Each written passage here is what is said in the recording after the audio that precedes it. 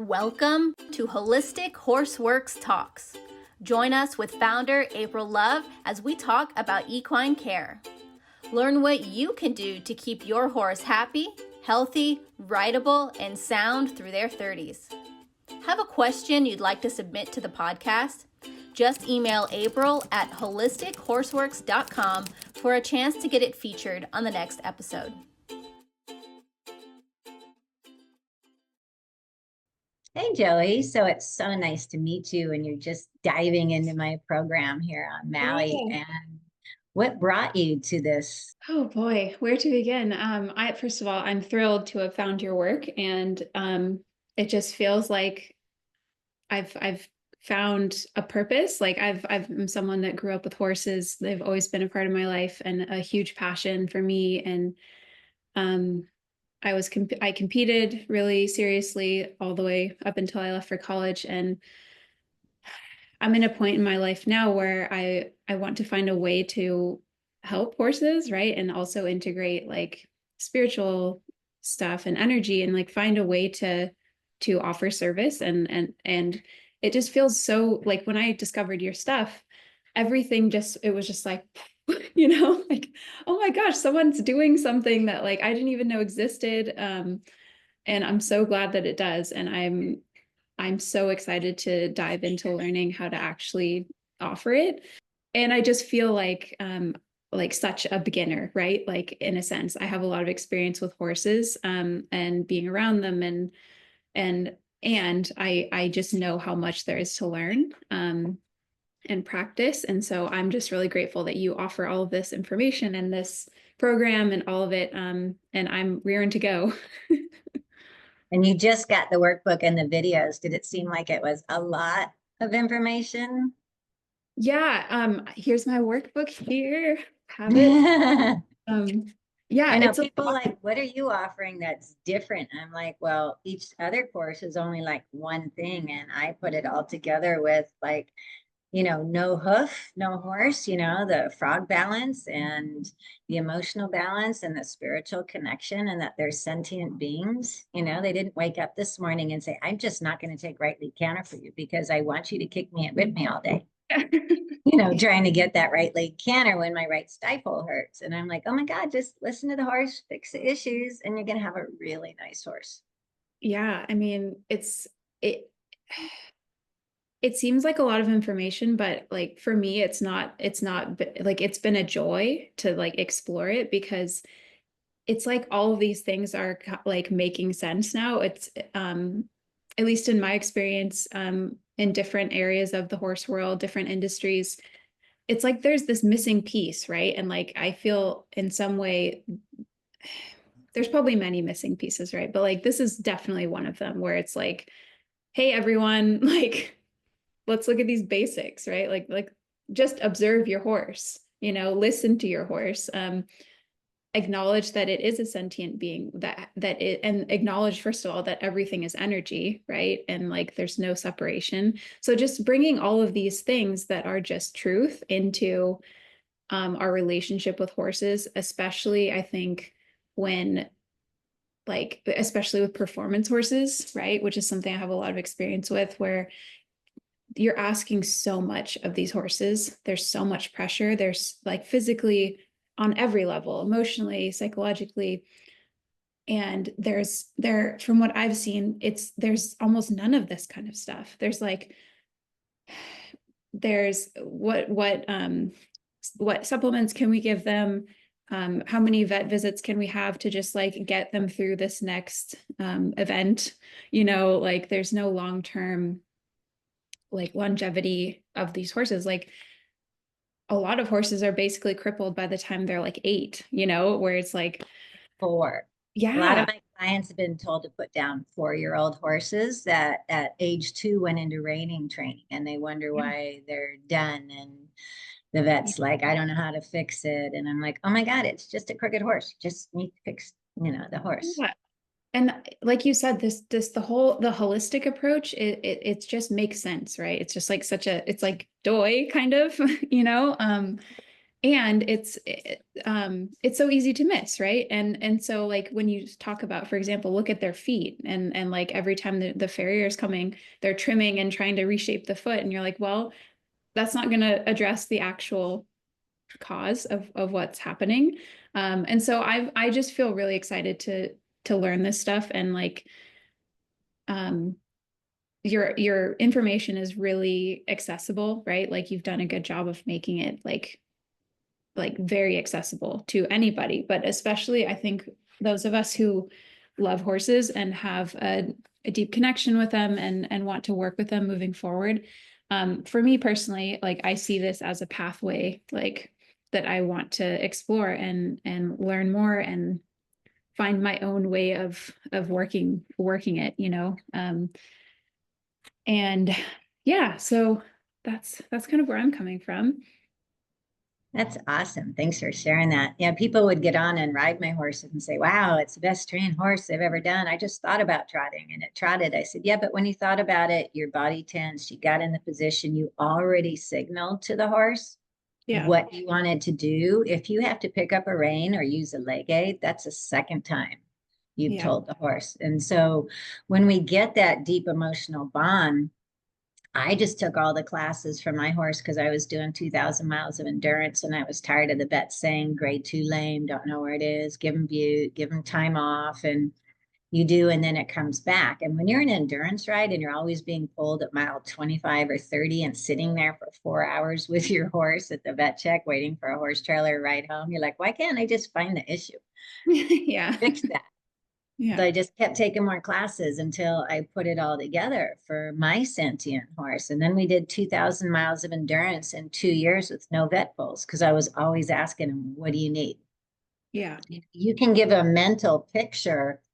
You know, we're going to do a 3-day, 155-mile ride, and it's going to be this hot, and we're going to climb these type of hills. And I could ask him, what does his body need now to support that before? Where most competition people are kind of doing it after, or give him a massage after, or butte after. And he'd be like, well, I need some more clay for my gut, and I need some more vitamin C for my joints because it's a lot of hills. So it's getting that communication.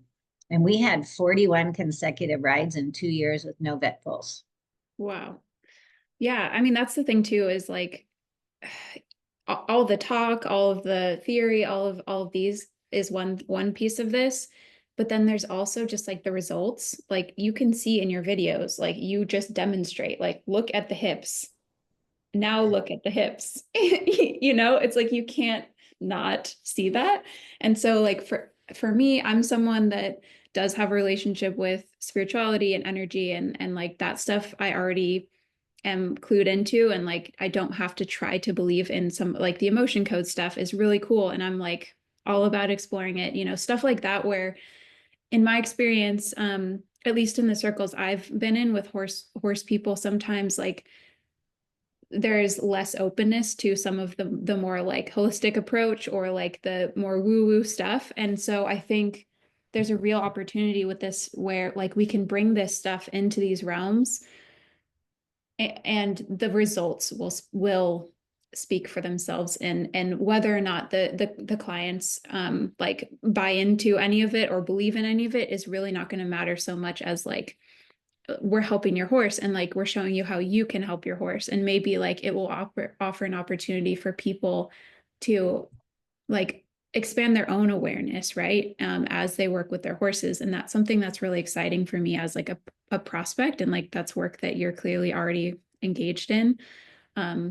So I see that as another really cool element of all of this. Yeah. So all my clients were like, my horses are more excited to see you come when you drive up in your little car. They're all waiting at the gate. And that horse wasn't on the list, but he's not letting any other horses pass. So he's obviously sensing he needs some work. And Yeah. that's why I made the horse yoga and put it on YouTube. Because they're like, how can I get into this process? Because when I was paying people to work on my horses, it was like, okay, so I just paid you $90 for what? How does it not come back? Yeah. It's my homework. You just wrote all these things. So I don't know. See you next month. None of my body workers wanted to get themselves out of work. where I would rather fix a horse, teach the owner how to keep it that way, and get 10 referrals. Yeah. You know, Yeah. your horse is doing amazing. I would not hear from clients for a year and a half. Oh, we've been doing the daily yoga. Now it's time to call you because my horse can't do the yoga. Yeah. And you said you have yoga in your life and everything. So you know what the breathing and the organ releasing and the fascia releasing does. Yeah. Yeah. Yeah. And I, excuse me, I actually have never seen horse yoga before. Like I've seen like that gimmicky of like you do yoga next to horses, that kind of stuff. But like I've never seen yoga that's designed for the actual horse. And that's really exciting to me. Like it's so interesting because I just moved here in December and Maui. yeah, to Maui, and my landing here has been completely unexpected and like such an initiation. Like I moved here with a job in place and a place to live, and I bought a truck here. And within a week, like the person that offered me the job took the job away and was breaking the lease on the property that we're renting, and the truck is a lemon and wouldn't start. And so it was just like, and so, but like it's been such a gift because this idea that I had of like, oh, I'm going to take this opportunity to try this, everything fell apart that I had planned. And then what happened is like, because I didn't like collapse and give up, like I stayed open, and then like I found this stuff. Like I'm like, this is why I'm here. Like that's really how I feel. Like I know that sounds dramatic, but I last year my work was with horses, right? And like I was just had this feeling, I'm like, there's something missing. Like I'm riding people's horses for them. I'm working with horses. And there's just, it's kind of what you describe. It's like these clients, they have all these issues with the horses, like behavioral issues, training issues, all of these Mechanical issues. things, Yeah. and it's like, well, my job is to just get the horse out and exercise and like do the training stuff. And it's like, I have a gap in my knowledge where I was like, I don't know what's going on with this horse. And I also had this real desire, like to marry some of this, like the way that I live with like yoga and all of this with the horse stuff. And there was just like a mismatch. And then like when I discovered your stuff, I somehow everything just kind of like, okay, there's a way to move in this space where you can offer service and in this way that really calls to me, but like also honors all of this truth, all of the spiritual truth, like energy awareness, all of it, healing. And so yeah, that's kind of where I'm coming from. But yeah, I just really am beginning, and I'm enthusiastic, as you might be able to tell. Well, it's great because you had signed up. We both live on Maui for this, and you get to do one-on-one with me. Yeah. And what I teach is like, if you're riding or performing on a horse, you don't want to change everything because when you release the first rib and elbow, it changes how the tendons and suspensory looks. But if you're being paid to exercise a horse, you're going to like, well, they can't listen to leg aches because the ribs and intercostals are locked and they're tight in their diaphragm. And you can just you can get off, loosen the girth, do a couple rib lifts, check the hind end. And then all of a sudden that horse is a little bit different under saddle. And I'm like, what'd you do? The other trainer couldn't get that. Well, I just did some kind of body tune-up things. And, you can, book me for a full session from head to toe. I guarantee you give you a different horse, but this is just what I was going to do during this lesson. Yeah. So it's nice that you have that and you can feel that immediately when you get back on the horse. So I designed the yoga for show horses that after each event, like in Gymkhana, the worst thing you can do is sit on that horse while you're waiting to get in the gate. All the kids just sit there, Yeah. right? And they're under the shade in the trees. The horses don't get any kind of relief from that back. And when you just sit and compress a muscle, the whole back goes numb. Yeah. So then the next event, they're hollow-headed and high-backed. Where mine is you jump off the horse, you loosen the girth, you lift up the back of the Western saddle to let some air in because most people are competing in hot climates. And you can do the whole yoga with the tack on. Okay, you can bring up that hind end. You can, open that whole spine again. and to keep them moving, give them some water, electrolytes, whatever. But if you're running anaerobic, anytime like you run for a barrel or do something and you're over 170 beats per minute, you're going to make lactic acid in the muscles. Mhm. And standing still after that as a yoga person, is really bad. Yeah. So my clients that are doing this are still competing like at the same times and levels at the end of the day as the beginning of the day by keeping the athlete warmed up, tuned up, lactic acid, liver and kidneys, everything going. Yeah. A 24-year-old horse that was they got him for $500 off the feedlot, a thoroughbred, safe for the husband because he couldn't even trot. He could barely walk a straight line. And a year later, he's winning Gymkhana. I said, "You're doing what?" Oh, he loves it. Well, a 24-year-old horse, he's not going to be spooking. He knows his things. You can put the pole in the barrel and run back and everything. And at 24 to 26, he had a whole following and all these ribbons. Wow. As soon as he came out, he would turn around and touch his nose to the stirrup and get his treat and his good boy. And then he'd run him through the yoga and stuff. And so, throwing away horses at 6, 8, and 10 years old is just a crime. It's hard. It truly is. It's so heartbreaking. And just like watching that happen, like being in the industry and like watching it happen with horses that and just watching them decline and then because this is the trainer's business, it's like then they just want to get rid of them, and it's like, oh, I've watched that happen so many times and it just breaks the heart. And I, up until now, like I didn't have a way, I didn't know how to like help in that scenario. It was just sort of like how it goes. And so it feels really empowering to like have found your work and to know that there's a way to move forward and educate myself so that I can maybe like bring some of this knowledge into like the network of horse connections that I have existing. And also, who knows, beyond that, like I hope to create a network here, right? Like I'm here now and I'm so open. Like I'm I have to like pace myself because I get like very passionate and driven. Like I've probably watched all of your videos already. And that's a lot. There's a lot of hours of videos. It's a lot. Yeah. And I read most of the emotion code book and I ordered an acupressure book, which is arriving tomorrow, I believe. So I'm just like, were you able to find one like this or was it like way too expensive? I got not that particular one. I got the one that's from what was it? We'll get into that later. Yeah, Tallgrass. That's the one that I ended up getting. So each class that I took was missing something, So if you go into a people chiropractor and they have, the chart on the wall, this organ affects this lumbar spine.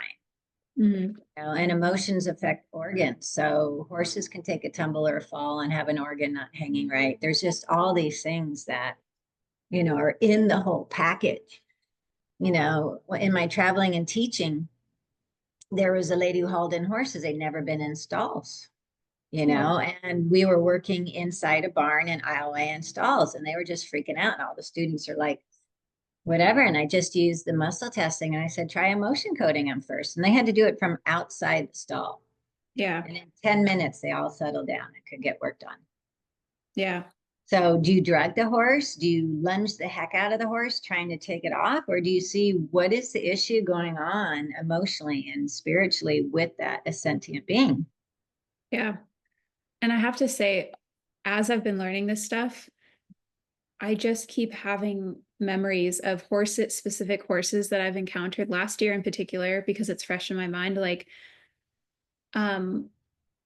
training barns that I like worked with, people that I knew in their training programs. And I just like, I have specific horses in mind that I want to go, like, I want to bring this to, because I'm like, even just looking at their bodies, I'm like, I'm watching your videos, I'm like, I know exactly a horse that is this, right? Like has all of this going on, and like also behavioral issues because it's really uncomfortable and nobody knows how to actually help it.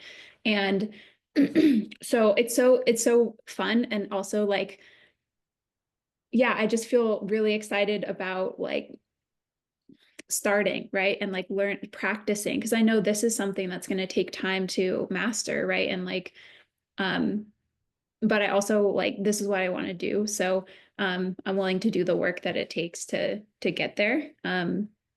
But yeah, it's just been such a joy to like explore your resources and to meet you. So thank you for everything and being open. And when I saw that you were doing a clinic at the end of the month, I was like, oh my gosh, this is perfect. Like, here we go. This is why nothing else worked out, because the other Exactly. thing That's working out. literally how I feel. I'm like, okay, here I am. Yeah, that's great. Yeah, it made my whole difference in training horses and doing endurance rides and just checking in with how is the horse doing today and what do you need? Yeah. It's You such a know, basic once you learn this, you can do people, you can do dogs, cats. I visited people and a cat jumps up on the table and they're like, well, that's weird. As in Switzerland, that cat doesn't like people and it hides. And I said, yeah, it just wants me to do its access and its hips. And they went, no, and then it was gone. it's, yeah, the animals know, like it's the energy, right? And um yeah, I also like one of the horses that came to mind as I've been learning about your stuff, excuse me, is a horse that I actually had a lot of issues with when I was working with him. He was a horse that has pulls back a lot. And so when I was learning about what you were talking about is like what actually happens in structurally and like within their head. I just what happened is like I remember having a lot of confusion, frustration with this horse because it was a dangerous horse. And working with him, my job, I just didn't have the knowledge that I needed in order to actually like succeed, right? And like what happened is I just felt like this huge amount of compassion rise up in me. I'm like, because obviously I knew there's something going on with this horse physically that Okay. Migraines, all kinds of stuff. yeah, and also like his like conformationally, he's really long backed. Like he's got all kinds of stuff going on, and probably trauma from training. You know, like he's just a horse that won't let you catch him. Like he's across the board unhappy, and I just did not have the skills or the knowledge to like actually help him. And so like as I've been learning your stuff, he's a horse that's come to mind is like, oh, I want to bring this to a horse like that, you know, and like and offer something like this. And so for me learning this stuff is like a really personal thing, um because I want to be able to like give back to horses in a way that they've given to me in my whole life, and do it better than I ever have before. Um, so yeah, it's just across the board. Like this is what I want to do. And it's so crazy. It's nice. It's like such a wild feeling to have. It's like suddenly everything is just like, okay, this is the thing, you know? And if he's still alive on this planet, you can clear 3 trapped emotions on him a day. Yeah. You And can send distant cranial healing. You can just envision him in front of you and just kind of focus when you know he's not being ridden or something. So it's nice how this energetic work can be done. A lot of my instructors do distance cranial sessions on their horses, on their clients' horses and stuff. So it's just what else is possible? I You know, the know. trainer and the vets are just saying inject the hocks by age 3. And I'm like, well, your hip is out here, your hocks are way in here, and your hind feet are almost touching together. So, yes, the hocks and the stifles are not loading correctly. Why don't we just fix that? Yeah. Instead Rather of than poking holes in the joint capsule so that all the synovial fluid can leak out. yeah. And let me just say as well, April, like just listening to you talk like that, like speak about horses, I want to be able to do that. Like I want to have the knowledge to be able to speak about all the anatomy, all like the functionality of the body, like all of the diagrams you have in here about and like the skeletal systems and like even just when you're speaking about like how the ribs work, you know, and just like all of this stuff for me, I'm just like, yes, this is yes. Like, how is it that I don't already know this? But like, I'm so excited to be learning it and to be able to talk about it with that much clarity because it really does help, like, especially coming from someone who like, I know what it's like to be a horse owner and like um a contestant, right? Like you are a competitor and so I know from that lens what it's like. But and like looking for help, like you've described from people like vets and all the like what let's keep our horse sound, let's keep shoes on his feet, you know, all these things.